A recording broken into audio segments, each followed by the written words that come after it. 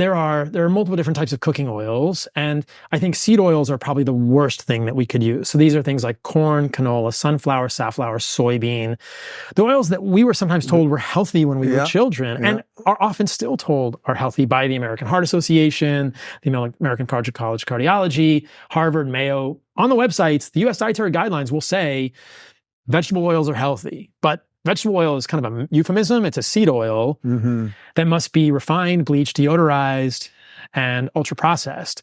So if you've seen the videos online, there's a great video of like how they make canola oil. It's insane what happens. Yeah, well, it's many things in there, right? Because canola itself is not a thing, right? It's from a plant called a rape plant. Yeah. And Canada, there's a whole history here, but I think in World War II, they used canola oil to lubricate ships because it stays, there's less friction even when it's wet. And then after the war, there was all this extra canola oil and they had to figure out like, what do we do with this?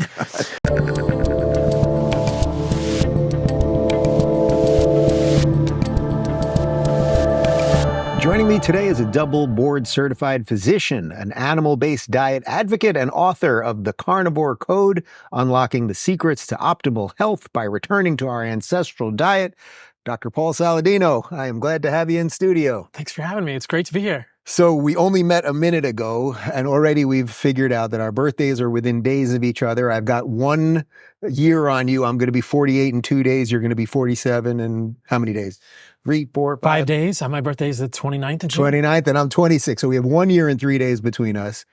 I have to say, I think it'll be an interesting way to start this, that I'm probably feeling the best I have felt since I was in my early 20s, and it's largely because of the things that you write about that my whole team have been pushing on me for the last 2 years. So that's just a compliment to start. Thank you. How do you feel about that? I'm humbled. Thank you. Okay, so for people that know, and then we'll get into some of my health issues and what I change and things of that nature, because they really are the things that you write and talk about. Tell people just a little bit, for someone that does not know you at all, just sort of how you got into this space, the origin story, and then we'll get into some of the cool specifics. Yeah, I grew up in a traditional household in Northern Virginia. My dad is an internist. My mom is a nurse practitioner.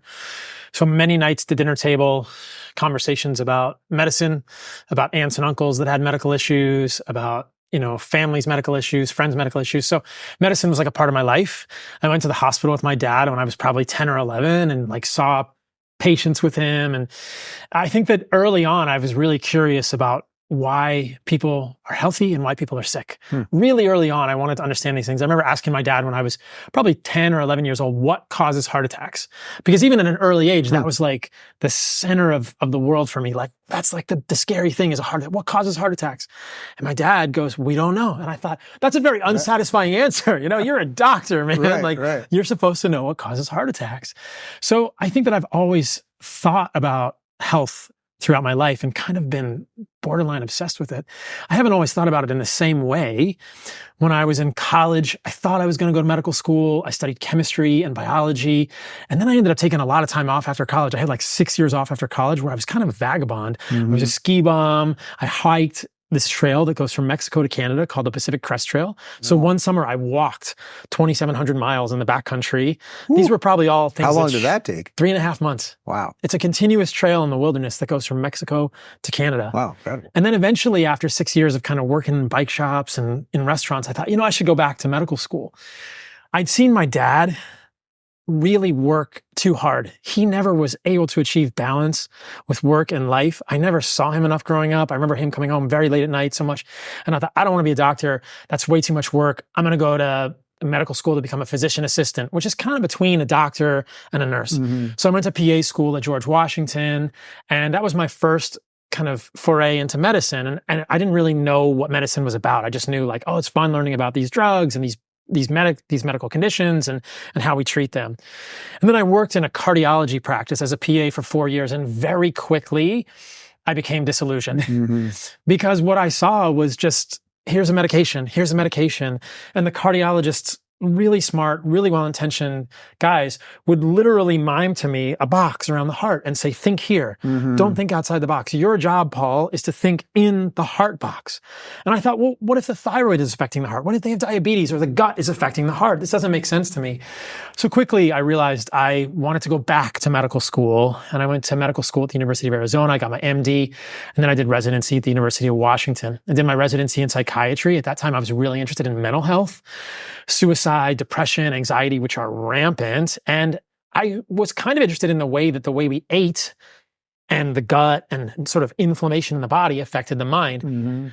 Very quickly within medical school and residency, I realized that it was kind of like the same paradigm as cardiology. Everybody's saying, just think about the brain, you know? Like you're basically just not taught about any of that stuff as it pertains to nutrition affecting these things. In any specialty, whether you're doing, whether you're doing internal medicine, whether you're doing bariatric surgery for obesity, whether you're doing orthopedics, even if you're doing rheumatology or dermatology. Rheumatology is kind of the study of autoimmune diseases. Dermatology is the study of skin diseases, many of which are autoimmune. Things that clearly are related to the diet, potentially, or if you do gastroenterology, it's your gut. It's where all the food you eat goes. Right. You think maybe? There's no discussion of nutrition or very little discussion of nutrition. So I quickly realized in my residency that, again, this wasn't quite what I'd hoped for, and started thinking more broadly. And what I realized, the more I began to do my own research and think about things from the medical sphere with my training, was, oh, wow, the things that cause psychiatric illness are probably the same things that cause autoimmune illness of the skin or thyroid or gut, or could the same things that affect depression and anxiety, meaning our diet and our lifestyle, also be causing heart disease and atherosclerosis or even osteoarthritis or inflammatory arthropathies? And that was really the way that I have thought about things ever since, that there is a lot of complexity in medicine. Western medicine likes to create, I think it's over 10,000 diagnoses now. Wow. We like to sort of think of ourselves, and look, doctors are incredibly intelligent human men and women. 10,000 diagnoses. How could anyone know all that, right? But when I think about it, I think, no, there's probably only a few things. It's like 3 or 4 things that really affect most humans, and most of them are correctable. And then they manifest differently in you versus me versus someone else. And so this is an overcomplication of what makes us sick, and who knows why it's happening. We can talk about that, but yeah, well, I love that intro, because I try, even when I'm doing the political version of my show, and I'm very happy not to be doing politics today, actually, and doing this, is that I try to take sort of complex political things and make them as simple as possible for people. And I see that that's what you're clearly doing with the diet. So what was sort of the first thing when you started looking at medicine differently? What was the first thing that you saw in people's diets that you were like, this is really out of whack and could be one of those 4 things that's leading to all the other things? So I think that the biggest thing for humans today is ultra-processed food. And I'm not the first to say that. Many have gone before me and said that. But I think it's important to say that today, at this point we're recording in June of 2024, the U.S. Dietary Guidelines Committee, they make the dietary guidelines 2020 to 2025. They're about to release the 2025 to 2030 guidelines. These guidelines shape school lunches, they shape food stamps, they shape a lot of policy in the United States. A lot of Americans don't necessarily go by the guidelines, but this is the same committee that gave us the all-knowing food pyramid and all these wonderfully wisdom, full recommendations for food. I sense sarcasm. Yes. But they came out recently in a tweet and they said, we're not convinced that ultra-processed foods contribute to obesity. We need more research. And I thought, are you kidding me?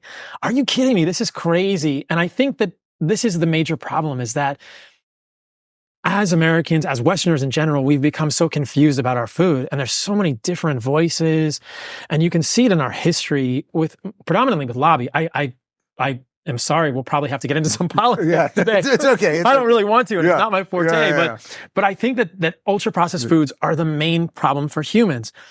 But if you ask me as a physician or any of my colleagues, we're never taught about nutrition, right? We're never taught about nutrition. And so what are we going to tell a patient when a patient says, what should I eat, doctor? And we say, I don't know what to eat. Like, I'm a doctor. I'm not a nutritionist. Like, go see the dietitian, go see the nutritionist. They'll tell you what to eat. But dietitians and nutritionists, again, super intelligent, well-intentioned humans, are inculcated in a paradigm, and that's almost religious in some ways, right? They're taught something, and it's hard for them to go outside of what they're taught. In medicine, we're never encouraged to be curious. We're never encouraged to sort of think outside the box. That you can get sued for that, man. Right, Like, yeah, you yeah, can't yeah, go outside the box. Like, you are given a set of rules, and your performance as a doctor has to do with how well you follow those rules. Right. And after a couple of years of COVID, I mean, look at what happened to many doctors and scientists who questioned a lot of the stuff that became mainstream orthodoxy. So when you talk about ultra processed foods, let's just really kind of like take it to the base level. You're basically talking about pretty much all of the box stuff that's in our grocery store. Anything in the center of the grocery store, most groceries, anything in the center of most grocery stores. And this is oversimplification, but I think it's a simple rule that other people have talked about. If you shop on the outside of the grocery store, you do much better than if you shop on the inside. What's on the inside? Boxed, packaged foods, whether it's sauces, dressings, cakes, cookies, candies, pastas, it's ultra processed in some way. And there are all sorts of problems with ultra processed foods, but I think that as a simple rule for people listening to this, because we're going to get probably granular at some point in this podcast, but a very high level idea that I've come to, and again, this was never taught to me in medical school. It's not that complicated. If humans, Homo sapiens, just eat minimally or unprocessed plant and animal foods, we do really well. Yeah. And the more of the processed or ultra processed foods we eat, the less well we do. End of story. So all of this, whether we're talking about a carnivore diet or an animal-based diet or certain specific foods, like that's very granular. The first level is like, just understand, and we can talk about this, that when you're thinking about calories, I strongly believe that not all calories are created equally. If we have a donut here, that's 250 calories, and we have 250 calories of steak, those do not have the same effects in the human body, but they both have 250 calories. So a lot of doctors might look at this and say, well, they're both 250 calories. So if you want to lose weight, you can either eat 250 calories of a donut or 250 calories of a steak. But you and I both know intuitively that if you eat the steak, you're going to feel differently than the donut. But they have the same calories, Dave.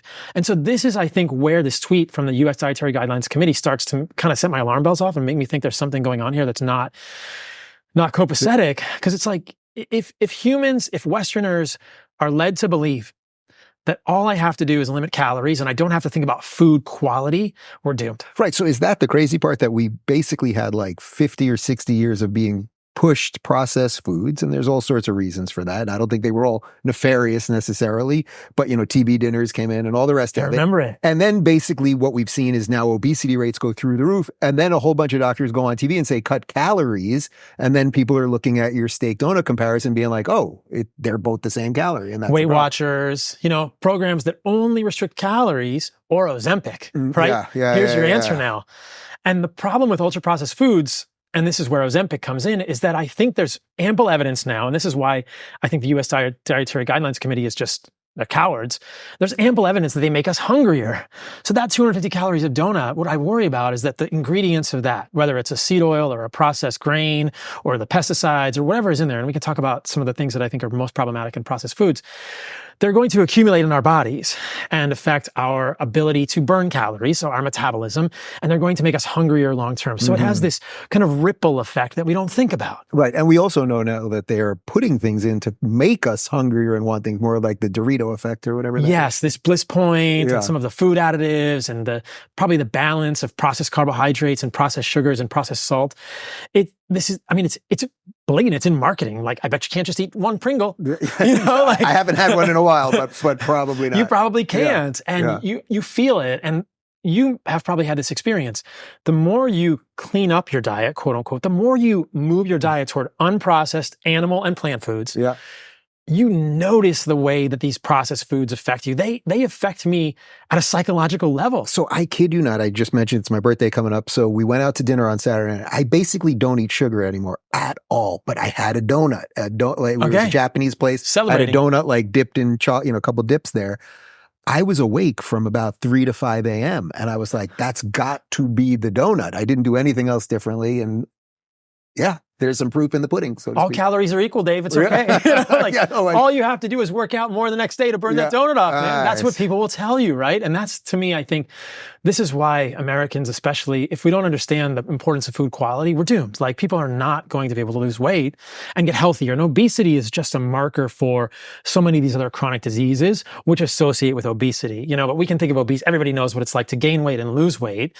And then, I think that as we are gaining and losing weight as Americans, we're also seeing rates of diabetes, cancer, dementia, every single autoimmune disease, whether it's a skin condition, a thyroid condition, a gut condition, rise. And so there's a big problem here. So I mentioned to you, I toured with Jordan Peterson in 2018. He was very famous for the carnivore diet, which I guess now they're calling the lion diet, something to that effect.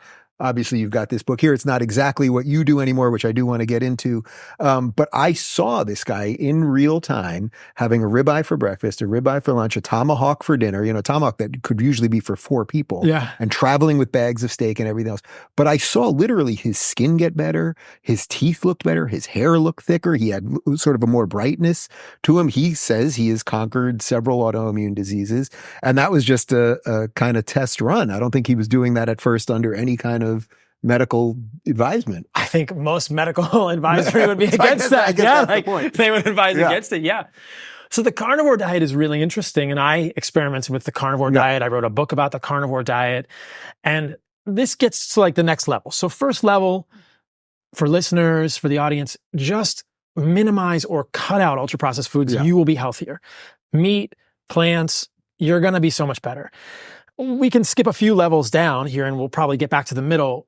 In individuals who have autoimmune conditions, I think, and again, this is very granular, that we're zooming in with a microscope here. In individuals with autoimmune conditions, so I had eczema and asthma. These associate. I think Jordan Peterson and his daughter and his family tend to have this kind of autoimmune arthritis, whether it's a juvenile rheumatoid arthritis, it's some sort of inflammatory arthropathy, meaning the immune system is attacking the joints. Again, Western medicine wants to put a name on it. It's an autoimmune condition that manifests in their family a certain way. And I should tell you that while he was doing that, I was dealing with alopecia areata and had lost huge portions of my hair. And the medications that I got were far worse than losing the hair. And so this is a perfect example. This is an autoimmune condition, and Western medicine says your alopecia areata is different than Jordan Peterson's rheumatoid arthritis. But I would say no. That's just your body manifests this autoimmune inflammation here, his does it here, right? And so the solution could be the same for both of you is what I'm saying, because the problem with Western medicine saying there's 10,000 diseases is, well, we need 10,000 drugs or 30,000 drugs. And we have to have specialists that become balkanized and only think about this, right? This is the problem for people. Only think about their specific realm, You're going to go see a specialist and he's only going to think like, oh, he's losing his hair. I'm thinking about this. But Jordan's going to go see a specialist. Literally what I did. An autoimmune specialist who's only thinking about the knee. So I think that there are some foods that many people consider healthy. And again, we're drilling down. We're very zoomed in here. Some foods that many people consider healthy that do trigger immune activation in some individuals, not everyone. And this is kind of the genesis of the carnivore code, and an animal-based diet is maybe a less intense version of the same thing. These are interventions mostly, I think, that are effective for people with autoimmune conditions. I had eczema, you had alopecia areata.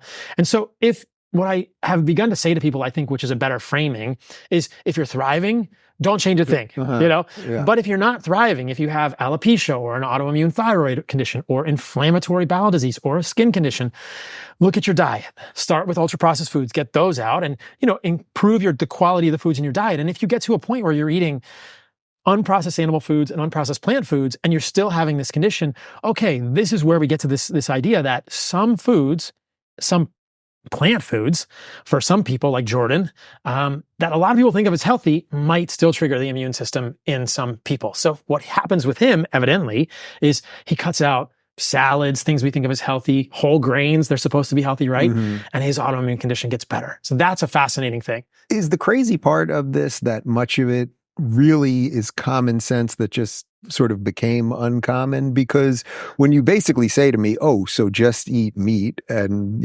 vegetables, or you can have some fruits, it's like, oh, that's basically what I've been doing. I actually don't think about it that much, but I've gone very hardcore on red meat and vegetables and pretty much cut out sugar. And then you just see the results. And then it's not rocket science to a certain extent. I mean, back to the food pyramid, right? We were told for so long that 12 servings of whole grains? I forget the number. You need 12 servings. You have to eat pasta, Dave. As if we're all wired exactly the same. And exactly. Yeah. And we come from different places.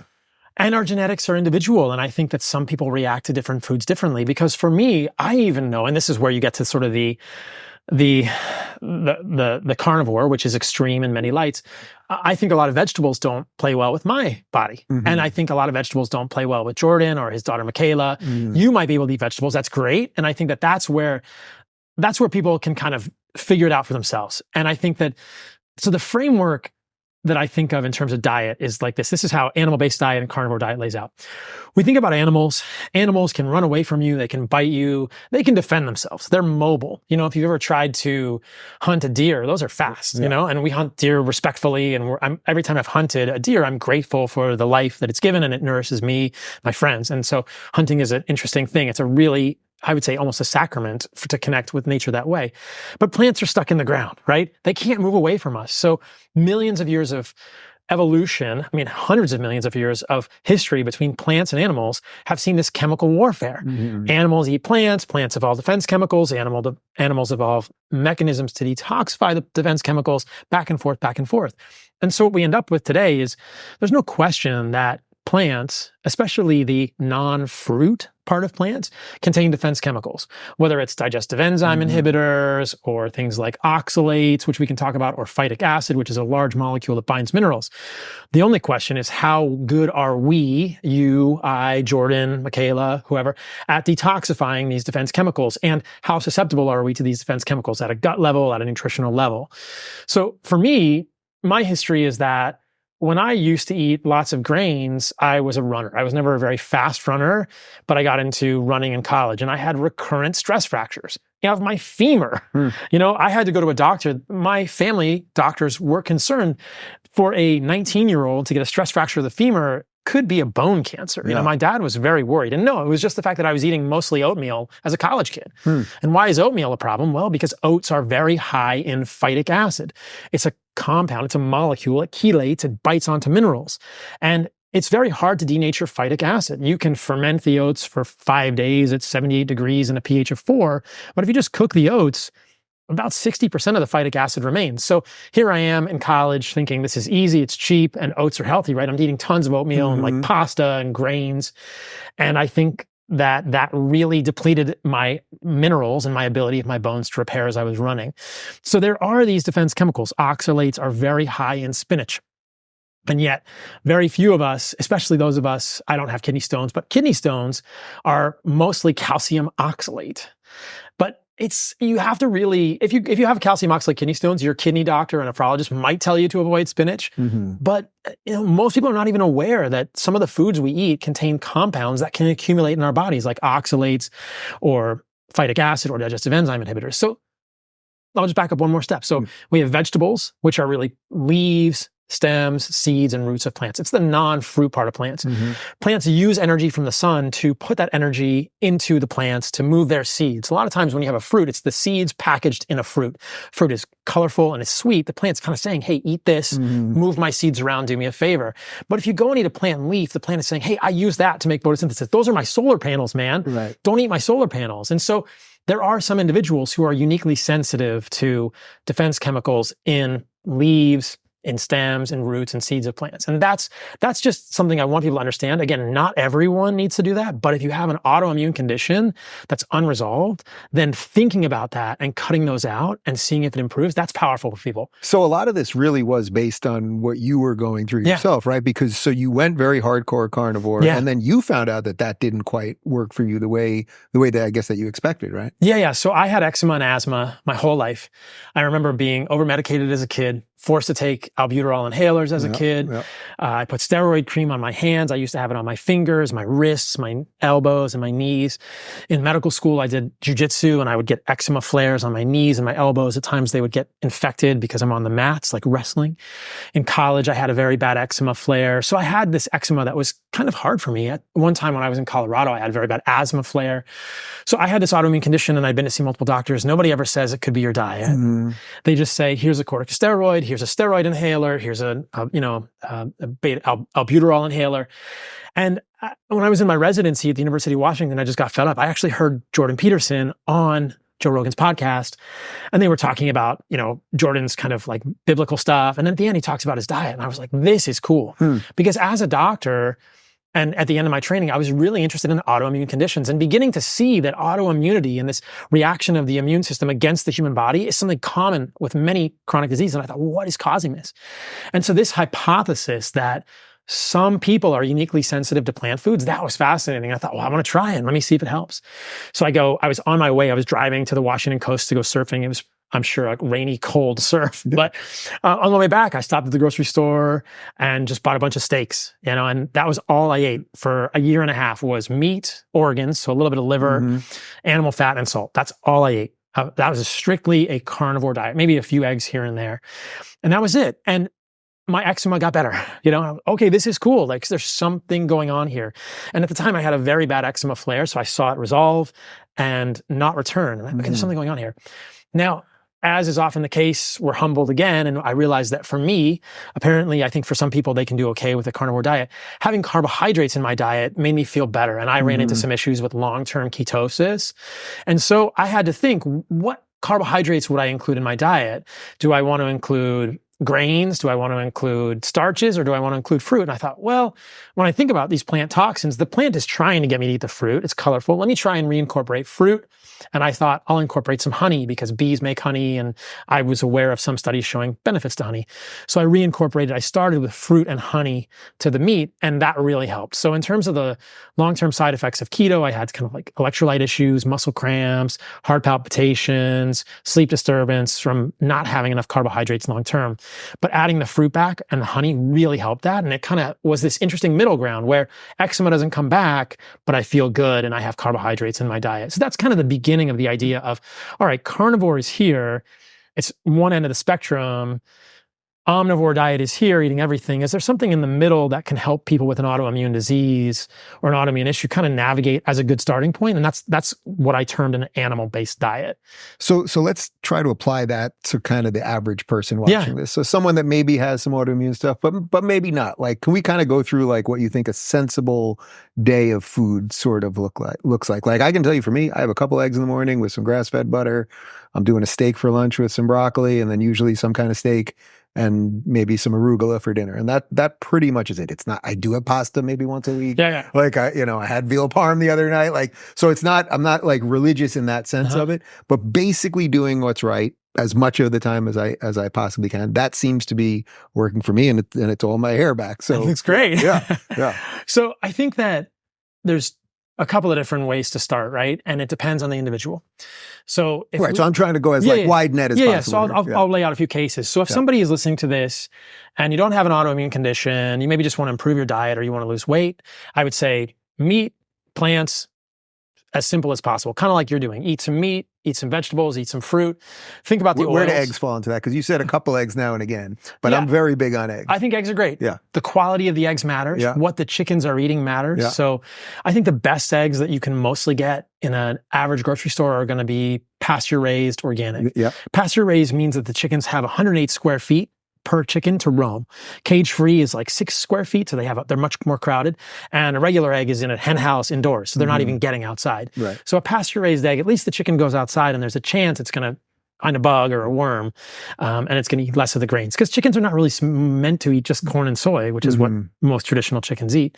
So the higher the quality of the meat, the higher the quality of the egg, the better. But I think, eggs, fish, chicken, that's all fine at the highest level. Again, if you're thriving, don't change anything. Just keep it simple. And the other thing I'd say for that highest level, if you don't have an autoimmune condition, is think about the oils you're cooking with. And this is important. We'll just talk about seed oils for a minute. So there are multiple different types of cooking oils, and I think seed oils are probably the worst thing that we could use. So these are things like corn, canola, sunflower, safflower, soybean. The oils that we were sometimes told were healthy when we were children and are often still told are healthy by the American Heart Association, the American College of Cardiology, Harvard, Mayo. On the websites, the U.S. dietary guidelines will say vegetable oils are healthy, but vegetable oil is kind of a euphemism. It's a seed oil that must be refined, bleached, deodorized, and ultra processed.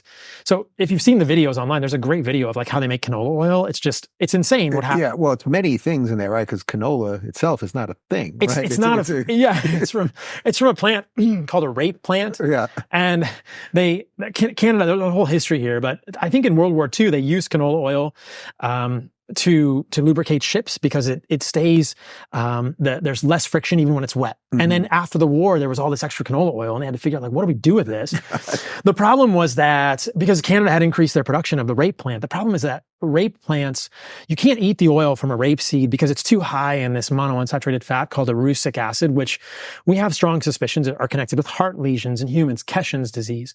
And so I think in the 1980s, chemists figured out a way to either genetically modify it or breed these seeds to be low erucic acid. So canola oil is an acronym that stands for Canadian Oil Low Acid. So they basically taken this plant that was never a food, made it into a food by taking this harmful oil out, which is still in there in small amounts. So there's still about 1 to 2% erucic acid in canola oil. If it's not a low erucic acid canola oil, it's about 40%. Wow. So it's interesting. So they took something that wasn't a food, but in order to make that into a food, rape seeds are just little seeds. They have to grind it. They have to degum it. They have to deodorize it. They heat it. They use sodium hydroxide to extract it. The oil is incredibly fragile and it's massively damaged, oxidized or rusted essentially. So what you're getting in the grocery store, it looks like this clear oil, but it's been deodorized. I mean, if it hadn't been deodorized, you would smell it and think that smells horrible. Yeah. These oils are fragile. They're not meant to be crushed and extracted out of seeds. Humans have never done this. Okay, so basically in terms of oils, everything you're saying, basically olive oil, coconut oil, and I assume grass-fed butter or tallow. Those are much better because those are fruit oils. Yeah. So when you make an olive oil, you're not making it from an olive seed. You're pressing the olive. And if it's an olive oil, you want extra virgin, cold pressed, organic, preferably single source. Because a lot of olive and avocado oil, which is a common fruit oil today, are cut with seed oils. It's kind of like honey. There's a lot of honey that's cut with high fructose corn syrup because it's an expensive commodity and they're putting garbage ingredients. The studies I've seen suggest 70% of olive oil is cut with seed oils. Wow. So you don't want that because the seed oils they're a bit these refined industrial oils that are harmful for humans. They're essentially oxidized when you get them. They're rancid in some ways and they're problematic. So olive oil is great on a salad, but again, don't heat it because it's not meant to be heated. It has too many fragile fats. As you go to the fats that are solid at room temperature, the fats that we were told for a long time were bad for us, but we're now pretty clearly learning are just great for us, like butter or tallow, which is refined beef fat. Those are better to cook with if you need to cook because they're more stable. So those are the fats that I would cook with would be butter or tallow or ghee, which is clarified butter. Yep. Don't cook with olive oil. Olive oil is great for salad, but again, single source, organic. Think about the quality of the oils that you're using. Getting rid of the seed oils, hugely important. When you go to a baseball game or something and you see what they're frying stuff in the concession stand, big problem. Must just blow your mind. It's a big problem. Yeah. I mean, I think that there's a lot of reasons. The pervasiveness of seed oils, I think, is a very likely driving factor of our chronic disease epidemic in the United States. You know, I'm friends with Nicole Shanahan and, you know, Bobby Kennedy kind of by proxy. And I would love to connect with Trump or anybody in politics, because whoever gets into office, I mean, I think it's important that we think about these oils and how they're affecting human health. And we actually are making decisions like, why are we doing this? And why are we allowing this to happen? And should we be talking about this? Because I've seen a lot of people in the political races, and I apologize to make it political, talking about, I could do political nutrition. We're going to use big data to figure out what's causing chronic disease in humans. And I think we don't need big data, man. Like, just go look at what humans are eating. Seed oils are pervasive. Yeah. They're pervasive. They're everywhere. And so you go to a restaurant, you go to a ball game. I mean, any fast food place, Panda Express, I don't even know the names of them anymore. Panda Express, I don't even know where people are eating. Like McDonald's, obviously Burger King, they're all frying their fries in seed oils. Panda Express is using tons of it.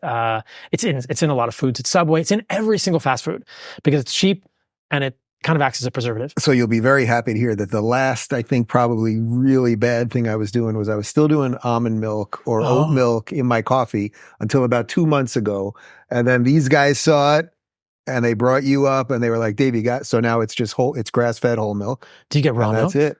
So this has been like this nonstop thing with everybody. It's very hard to get just raw milk just like that. You can't get it at supermarkets, at least here you can't. So you have to get it from like an Amish farmer or at a farmer's market, and they have to sell it as pet food basically and all that. But yes, I don't know if I have any in the fridge right now, but yeah. I'll give and butter and everything I'll give else, them a yeah. shout out. Here in Miami, there's a place called Southwest Ranches. Yeah. I have no affiliation. I think it's just a local family farm. Yeah. But I was staying with a friend here and man, they sent us some stuff and it is so good. But again, so we can just talk about raw milk for a minute. Yeah. The problem I have with oat milk is a lot of oat milk has seed oils. Yep. So Oatly got into a lot of heat. I called them out on this, other people. If you look on the package of Oatly, it says low erucic acid rapeseed oil. We talked about it. It's canola oil. There's canola oil in Oatly. Crazy, They're putting seed oils in Oatly for mouthfeel because whole milk tastes good. It has normal, healthy fats. Almond milk. I mean, look, if you just make almonds and water, it's better than Oatly, or if you just made oats and water. But again, you're eating oats and you're eating almonds. And why would you do that if you could there's more nutrition in an animal food? Right. So some of them, when they say, okay, 4 ingredients, and it's usually not like as bad. almonds, water, salt, and maybe something else like, okay, that's kind of okay. But again, yeah, the problem is if the 4th ingredient is not carrageenan, right, which is, problematic for human guts, likely. But yeah, it's like, I think that a lot of us, myself included, fear milk because we've been told I'm lactose intolerant or dairy isn't good for you. And I think that pasteurized dairy was probably something that triggered my eczema in the past. And I've just, in the last few years been thinking about raw milk. I visited the largest raw milk producer in the world in California, Raw Farm. Great people doing amazing stuff with their farm there. And I've learned a lot about the dairy industry that I never had understood before. And basically there are 2 different types of farms. There's milk that's made to be pasteurized, and that's milk made in not the most sanitary conditions. I mean, if you've ever seen how cows are milked, the udders are kind of close to the poop, they could poop on, and it's not super sanitary. And they know that milk is going to be pasteurized, so they don't really care if it gets contaminated. But the raw milk at Raw Farm or at other farms where they do it right, the udders are clean. The folks at Raw Farm built a special barn. So the cows have multiple showers. They get the opportunity to poop and pee multiple times before they go to get milked, and their udders are cleaned. It's very carefully monitored. They test every single batch for contaminants, right? And even with those safeguards, they've still been hassled by the US government so many times. They've never had a problem. They've never had contamination there. So the quality, that the way the milk is produced is important because any raw food has the potential to be contaminated. Sushi, I mean, if you look at the statistics, far more people get sick every year from eating raw plants than raw milk. Now, many more people eat salad vegetables than raw milk, but raw milk people get sick from drinking raw milk when it's not from the right farm. And I don't think many people understand the history. I think it was 1986. There was a huge outbreak of salmonella in pasteurized milk. So pasteurized milk is not necessarily, innocent either. So the food system at scale is just challenging for humans. So what's interesting about raw milk is that it's different than pasteurized milk. And we've seen this in multiple studies. There are multiple longitudinal observational studies looking at kids who grew up on farms or off farms who drink raw milk, and they have lower rates of asthma, eczema, and allergies. So just the kind of stuff that I suffered with, right? Yeah. So drinking raw milk probably is beneficial for kids programming their immune systems as a child. That's interesting. That says this could be a uniquely beneficial food for humans. We should be thinking about how to make this safely, but instead the FDA is just denigrating it. It's absolutely insane. I mean, the fact that to get it, you're going to stores where they're literally keeping it in the pet food section, and it says not for human consumption, and that's what we're now putting in our coffee over here. Yes, and I mean, the folks at Raw Farm, they've literally had DEA agents, I think is I don't know which branch, show up with long barrel submachine guns to their farm. This is not like the cartel, they're making milk, man, and the same farm, I've heard of the same thing happen at the farm here in Florida. They literally, there's a guy on a cart behind an oxen, and guys go up to him with submachine guns, dump all of your milk out. And look, okay, you're worried about contamination, let's talk about it. But I don't understand what's going on now. There's a real war on raw milk, and the media is really roasting me about this. Yeah. And I'll just mention this because there's a big thing about bird flu right now on raw milk. And so what I understand here is that there was a herd in Texas that was not a raw milk herd. It was a CAFO herd. So a clustered animal feeding operation, or a concentrated, basically factory farmed milk operation. And the way they get grains to feed these cows is they have a big combine and they just roll through the field. Well, there were some ducks and they pulled the ducks into the feed. And the way that factory farming works is they just give it all to them. So they fed cows a bunch of ground up ducks or waterfowl with the grains, something a cow would never eat. And that herd became positive for bird flu. A few cows from that were sold across the country.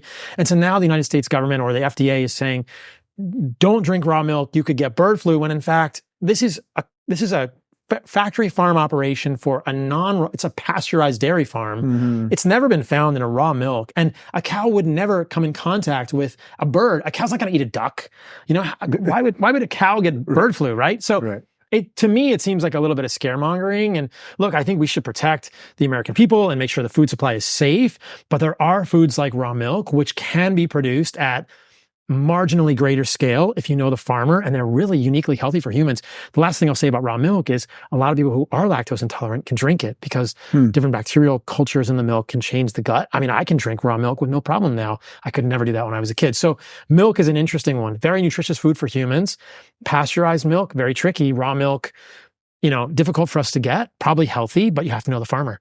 All right, so let's shift from milk for a second to the cow itself. Uh-huh. Can we talk a little bit about how cows are raised and the difference between, say, grass-fed and pasture-raised versus sort of factory-farmed animals? Yeah. And I used to drive, when I lived in Cali, we used to do that drive by Harris Ranch all the time, which they called Cowschwitz, because it was like, I think it's the number one meat-producing lot in the States, and the stench for miles, and I say this as someone, I love beef, obviously, but that smell, and then they changed the landscape around it also, because they didn't want people to see in there and the methane and all the stuff. The same thing happens with pig operations too. People have flown drones over the pig farms.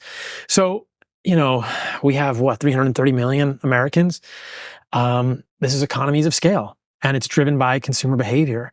There are smaller farms now who will feed grass to cows from after they wean, after they're done feeding, getting milk, to when they die. And that's grass feeding and grass finishing. That's the way cows are supposed to be. That's how it's supposed to be. Yeah. Cows are ruminants, and ruminant means grass eaters. Buffalo or bison, deer, elk, antelope, pronghorn. There were hundreds of millions of ruminants grazing in the Western United States before the Louisiana Purchase and we moved west. I mean, the United States, the Western United States is a rich history of ruminants living on the land, not destroying the land, but living within a cycle of eating the grass, pooping and peeing on the grass, which actually fertilizes the soil. The grass grows back. Like the United States, the reason the West is so fertile is because of hundreds of millions of ruminant animals that created that soil by being part of an ecosystem. So ruminants do not destroy the land in and of themselves. When you put them all on a clustered farm and they trample the grass and you're just feeding them grains, which can be contaminated with pesticides, with plastic, the United States government allows all sorts of contaminants in the grain that these cows are fed. You have a real problem because you concentrate the waste. That's what you smell. The cows are not as healthy. And a lot of times this happens at the end of a cow's life. Most cows in the United States still eat grass for 85% of their life, and they go to a feedlot to get fattened up. This is profits, right? Because the cows are fatter. The American consumer has developed a taste for that type of meat. And granted, a grain finished steak tastes good. That's what's served in most steakhouses. Right. A grass finished steak doesn't taste quite the same. We're not used to it. It's a gamier taste. It's often more lean. The fat on a grass finished steak is often more orange because of the beta carotene from the grass in it. The milk from these cows is different depending on what they're eating. So what we have is a problem where it's like, how do we feed everyone? And I never want perfect to become the enemy of good for people. I still think that grain-finished meat is a very healthy food. A lot of people can't necessarily afford grass-finished, but I think it's very clear that grass finishing, grass feeding, that's the goal, right? And so what can we do to make that more affordable? When you say grass finishing, though, grass finishing is just that it was just grass all the way through. Grass all the way through. Yeah. Okay. Yeah. So nothing happened differently at the end when they say finishing. It's just grass-fed, grass-finished. Yeah. The terminology gets confusing. Yeah. But it should be 100% grass-fed. Yeah. That's the goal, And people will say that's not scalable. It's very scalable because when you do that, you also improve the quality of the soil, which means it can grow more grass. And people will say, you couldn't do that with all the cows in the U.S. You could definitely do that with all the cows in the U.S., but the consumer would have to see the meat prices go up. The meat would become more nutritious and less full of pesticides and other problematic things. The meat would become better quality, but would be more expensive. So we're kind of in this pickle, right? And I think that the more that I and you and all of us can help educate people and people can make the right decision and vote with their dollars, the more that these grass-fed operations can grow and it can become more available for people. I don't think grain finishing will ever go away completely. The other thing to understand is that the US government holds, I think it's hundreds of millions of acres in the United States, fallow in a program called the Conservation Reserve Program. So when farmers are doing plant agriculture, that generally is a one-directional process. It takes nutrients from the soil, puts them in the plants are harvested, they go to grocery stores. Well, what's left is a soil with less nutrients. And you do that for, a number of cycles, suddenly the soil is not that nutrient rich, which is why we had to develop fertilizers, the importance of animal manure on the soil to put the nutrients back. Is this also what regenerative farming is about, basically? Yeah. Basically, that's where the fertilizers came from in the 60s and 70s, or even in World War II, this idea that hey, the soil's getting less and less nutrient rich. So the problem is that if you just do plant agriculture, even if it's organic agriculture on a plot of land, eventually you're not gonna be able to grow anything there. And you have to let it stay fallow. You have to leave it so that it can regenerate. Well, if you put animals on that land, that's how the nutrients go back into the soil. So all of these hundreds of millions of acres of Conservation Reserve Program land in the United States could be used for animal agriculture, and that would accelerate the process of regenerating the soil. I think that soil is not a sexy thing to talk about, and I didn't grow up on a farm. RFK talks about it, though. I know he does, which is awesome. So I didn't grow up on a farm. It's not something I understand, but when you see the difference and you see fertile soil, maybe some of your audience is gardeners, which is great. When you understand it, it's wow, that's really the crux of human life. If we don't have healthy soil, how do we grow anything, And if we can't grow plants, we can't grow grass to feed cows, we can't grow plants to feed humans, we have to have healthy soil. So we need to think about the health of the soil, but it's so far removed from what we think about, being in a city or somewhere else. Did you happen to see my garden when you walked in? No, I didn't. I'll take you over there. You're going to be very impressed with my soil. I'm going to look at your soil, yeah. You will be very, very impressed with that. Let's talk. We talked about donuts for a second, but I want to talk about sugar more broadly, because I think for whatever the good things that I've added to my diet are, I think it really was removing sugar more than anything else that helped with this. And just feeling better and energy levels that were more stable and everything else. Sugar is basically in everything. Everyone's put it in their coffee. They're putting it in their iced tea. They're putting it. It's just everywhere all the time. And half of our sugar isn't even sugar. It's high fructose corn syrup, which is just completely insane. Different, yeah. Just talk a little bit about sugar and diabetes, because it's also connected, obviously, to the obesity thing. And So I think we mentioned seed oils, and I think sugar and seed oils are the two boogeymen here. If you eliminate processed sugar and seed oils, I'm pretty sure your diabetes is going to get better. So the seed oils conversation gets complicated quickly. We'll just leave it what we've already said with that. Just eliminate them. They're problematic. Get rid of them and basically cook in butter. Use olive oil on your salads. But I want people to also understand that the seed oils, I think, are driving diabetes at a mitochondrial level. At a cellular level, I think that the accumulation of certain fats in the seed oils are problematic. Sugar is an interesting word, because I think that this is a very specific discussion to have. There's different types of sugar, right? And what we see here is, if I look at the medical literature, fruit looks pretty healthy for humans, but fruit contains sugar, right? Honey, pretty healthy for humans, but it contains sugar. Sugar becomes a problem when you strip it away from the food. And that's intuitive to me. Oh, that makes sense. It's a processed food now. Honey's not really a processed food. There's over 300 compounds in honey that we don't really even know what they do. Bees are complicated.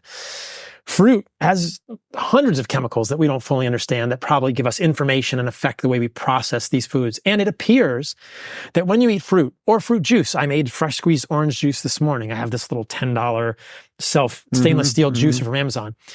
When I drink orange juice, there's a lot of sugar in there. But if you look at the literature, when you drink orange juice, the inside of your blood vessels actually becomes healthier. It improves something called endothelial function. But if I were to eat an equivalent amount of sugar as the orange juice without the orange juice, endothelial function is impaired. So what's going on here? Well, there's information in food, and if you strip the information away and you have this isolated ingredient, your body doesn't really know what to do with it. So sugar for humans, probably not great, but when you're consuming it in fruit or honey, the benefits seem to outweigh the negatives, and they don't really seem to be any negatives. Obviously consume fruit or honey in the context of your health and in the context of your activity. But even things like watermelon juice given to someone during a glucose tolerance test improve glucose handling. So you can give someone fruit juice while they're while they're drinking pure glucose, and it improves the handling of the glucose. So I just want people to understand that, I don't see any evidence. There's a lot of discussion about this now, and I think that we're throwing the baby out with the bathwater. I don't see any evidence that fruit fruit juice or honey are harmful for humans. They didn't cause diabetes. They're problematic for diabetics because they don't handle the sugar well. But I don't think fruit juice and honey cause diabetes. Would you always tell people though it would be better to eat the fruit rather than just drink the juice? I don't have a problem. Fiber and everything. I don't have a problem with fruit juice. Yeah, I think it depends on your physiology, right? So earlier we talked about, okay, people who are super healthy or just want to lose weight, don't have an autoimmune condition, can do this. If you're diabetic, right, your body doesn't handle carbohydrates well. Full stop. Whether they're carbohydrates from pasta, whether they're carbohydrates from a white potato, white rice, brown rice, or from fruit. You don't handle the carbohydrates well. But understand that as a diabetic, those foods generally didn't cause the diabetes. It's more of a symptom than the cause. So I think that if you're diabetic, you can still have some fruit and you're not going to handle it as well. So maybe fruit is better than fruit juice for a diabetic because you don't want to spike the sugar too high. Mm-hmm. But if we're talking like healthy humans, like I drink a lot of fruit juice, I eat fruit, I live in Costa Rica, I'm very active, I don't have diabetes, I'm very insulin sensitive. So interpret it all in the context of where you are with your health. I do think that even a diabetic could eat strawberries or blueberries or some fruit or even a little bit of orange juice throughout the day. Obviously, it depends how brittle your diabetes is, like how quickly you respond to the sugars. Maybe that's not the main food you eat, but they don't have to fear that completely, right? This is important to understand that those things didn't cause your issue. I'll just say this for diabetics, so I round out the conversation. Sure. That if you have diabetes, if you're not handling carbohydrates well, I do think there's a place for lower or moderate carbohydrate diets in that setting, but I do not think diabetes will get fixed unless you remove the seed oils and other problematic foods. So we see this a lot of times as people will remove just the carbohydrates and they kind of end up with diabetes their whole life, or they stay on meds. And unless we remove the things that are probably causing it at a cellular level, the diabetes won't resolve. So there's a two-pronged equation in diabetes. Maybe limit them somewhat, but I think for healthy individuals, you or I wouldn't fear fruit juice at all. And as it pertains to sugar specifically, like when people are thinking about a spoonful of sugar, like there's just no purpose. What's the point? Like there's just no ultra processed. But even with honey, I mean, I'll just say this. There's a study where they gave honey to diabetics over 8 weeks. And at the end of the 8 weeks, they were giving them, I think, 120 grams of honey a day, if I'm not mistaken. And that actually improved fasting blood glucose.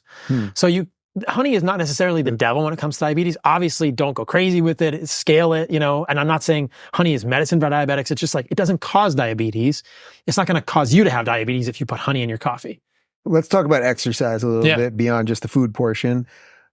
I have a very similar policy on exercise that I do with food, which is I've just sort of figured out something that roughly works for me. I do cardio every day, which I know they tell you probably don't have to do cardio every day, but I do about 40 minutes of cardio every day. I lift probably 4 or 5 times a week. It's not very regimented. I'm kind of like feeling like what feels right on my body. What should I do? It's kind of working for me. What do you think, like, generally people should be doing as it, if you're just someone watching this that does not work out at all, that's just like so intimidated by even just like stepping foot into the gym or starting? Yeah, this is an important point. So not that this is even a debate. I think changing the quality of your food and exercise are both important. Yeah. Not that you asked me this, but I'll answer this question anyway. I think start with food, because I think once you improve the quality of food, you will want to move. Yeah. And I think that if you start with exercise rather than the food, or you believe you can out-exercise a bad diet, you've put the cart before... You basically just can't. Cart before the horse. Yeah. So I would say to people, when you want to exercise, go exercise, but start with the quality of your food. And so I don't like this idea of having to really like self-flagellate, I have to go work out today, okay, yes, you need some discipline, but most of the people I've ever seen or worked with, like once you improve food quality, even my 65-year-old father, he just says, man, I feel lighter. I just want to move around. Great. Mm-hmm. Then you're walking around the block. You just walked a block today. That's fantastic. You want to walk 2 tomorrow? Great. So you don't have to, run a marathon or a half marathon or a 5K. Just get up and walk. Just move. Mm-hmm. But know that improving food quality, again, back to unprocessed meat, fish, chicken, eggs, vegetables, fruit, do those things, you will want to move. And as you get healthier, you will want to move more. So someone watching this, they're going, all right, I've cleaned up a little bit of the diet stuff, starting to feel a little bit better. Maybe I'm looking a little bit better. but I haven't hit the gym in a long time. Just And go for a I walk. don't even know what to do. Just go for a start walk. with a walk. Start yeah. with a walk. I'm a big fan of the walk. We do like a 40, even outside of my cardio, we do usually about a 40-minute walk. Because being outside is amazing, right? Yeah. You're getting sunlight in your eyes. You're seeing nature. Hopefully, even if you're in a city, you're at least outside. It's stimulating for your brain. It's good to be outside. It's good to breathe the air outside. We know that being in natural landscapes affects our nervous system and calms our stressed nervous system, our sympathetic nervous system. So just start there. Just start with a walk. And then, if you what's amazing is that I see more and more of these outdoor workout spaces now. And I definitely here around Miami or other places, like maybe you'll walk by a pull-up bar, or you just do a couple push-ups. And even if you have to do push-ups on your knees, it doesn't take much, just walking. And in terms of movement, I mean, I think learning how to do a pull-up, that's a great exercise. And then body weight air squats. Yeah. You don't need much more than that at a basic level. And that body weight air squats affect, you have to think about ankle mobility for people, but you can do so much without a gym. Just getting up and down out of a chair is using your quadriceps and so much of your lower body and this posterior chain. And so just starting with those things. And then once you are brave enough, or once you're ready to go into a gym, there's all sorts of resources in terms of what to do. It doesn't have to be overly complicated. Again, I like your strategy. What do you want to work on? I don't know that it's like, maybe there's ways I could be optimizing more. And I think about that sometimes, but I'm just like, it's basically working. Like I see my body changing right now. So I'm like, let me just keep going with that. And then I guess if it plateaus or something, then I'll shift a little Try bit. to make it fun. Yeah. If it's basketball, Yeah. if it's kicking a soccer ball with your kids, if it's throwing a baseball with your son or daughter, like try and make it fun. It doesn't have to be complicated with the exercise. I mean, there's a lot of complex protocols now. Zone 2 this, I'll just go move. Yeah. Just go move. Just go move. And when you fix your food, you will want to move. And then there's a world open to you, and you can do all sorts of great things. Go swimming in the ocean, or go swimming in a pool, or take up a new sport, or whatever. Are you big on any of, like the cold plunge, light therapy, like all of this sort of newer, I don't know if it's cutting edge exactly. Yeah. Cold plunge certainly has existed for a long time. But how do you feel about some of those type of things? I think they're great. I don't think they're imperative. Again, they're complicated for people, or expensive, or you have to have access to them.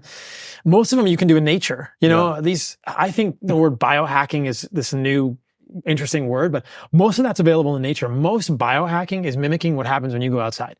You can join the polar bear club, basically, and jump into the ocean. Yeah. I mean, it's June now, so there's not as much cold water, but cold shower. It's Miami, right here, or it's getting warm. Gosh, if you go for a walk around the block, you just got hot. You already sweat, like you generated some heat within your body, and you moved fluids out of your pores. You detox a little bit through your pores. Sunlight, a lot of red light therapy is mimicking wavelengths that are available out to you outside that are free all day. Most of the day. Yeah. Obviously, there's concerns about UV depending on your baseline skin tone, but morning and evening sun is either free from UVA and UVB, or very low in UVA and UVB, and it's full of red light. So they're great. Is that another one that just seems crazy, that everyone became so afraid of the sun? Yes. Not to say that skin cancer doesn't exist, and my dad had melanoma, and I try to be aware of that, but that people really sort of we're putting all of this stuff on our skin all the time, that now we're finding out had all kinds of bad stuff in it. Potentially massive effects. Melanoma is an interesting one. The data that melanoma is exclusively related to the sun is very weak. Melanoma is not the strongest sun-related cancer. There are two, squamous and basal, that are more related to the sun. Melanoma often occurs at the bottom of our feet, in a bathing suit area, where things that don't see the sun a lot. So melanoma is an interesting one. And in fact, there is some evidence that people who get low-level chronic exposure, outdoor workers, have lower rates of melanoma. So melanoma is a confusing skin cancer, and we don't have to go too into that. But I think that melanoma is a scary one because it really is the most aggressive cancer. But to say that melanoma is directly related to the sun or exclusively related, that's a hard argument to make. Now, could some people potentially worsen melanoma risk with multiple burns? Yes. But so I'll just say this about sun exposure and sunscreens. Like, I think we need more research here. And this community has pushed back on some of the things I've said in the past also. If you look at animal models, right? We don't have this research in humans because who would pay for it? But if you look at animal models, when you feed animals more of these seed oils and the fats than seed oils, they get more aggressive skin cancers.